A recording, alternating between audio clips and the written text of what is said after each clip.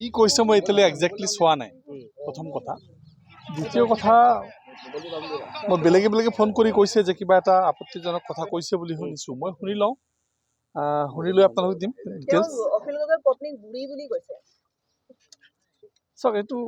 বুঢ়ী বুলি কৈছে কথাটো হয়তো বুঢ়ী বয়সীয়াটো আমিও হৈছোঁ তেখেতেও হৈছে অখিল সেইটো চেঞ্চত বেলেগ কথা কিন্তু বুঢ়ী বুলি কোৱাটো অলপ বেয়া শুনি কাৰণ এজন লেকচাৰাৰ হয় এজন বিধায়কৰ পত্নী হয় এটা কলেজৰ প্ৰফেচাৰ হয় তো আল্টিমেটলি এই কথাটোতো সেনেকুৱা নহয় কিন্তু আজি এজ হোৱা বুলি কৈছে যদি এইটো ইমান বেয়া কথা নহয় কিন্তু মানে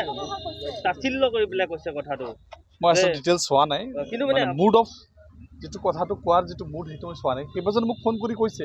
যে এইটো কেনেকুৱা কথা ক'ল কি কৰিলে যদি ভুল বুলি ভয় কাৰণ আজি গোচৰো দিছে কৃষক মুক্তি সংগ্ৰাম সমিতিয়ে গৈ নুনমাটি থানাত বঙাইগাঁৱতো গোচৰ এনেকে বিভিন্ন প্ৰান্তত গোচৰো দিছে আচ্ছা বয়সীয়া হোৱা বুলি গোচৰ দিব পাৰি বৰষীয়া নহয় যে তাচিল্য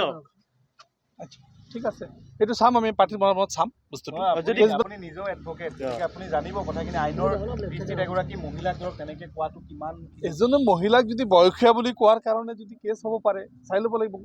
কোনটো ছেকশ্যনত পৰে যিকোনো খবৰৰ বাবে যোগাযোগ কৰক 7099017330 লগতে 7099017110 নম্বৰত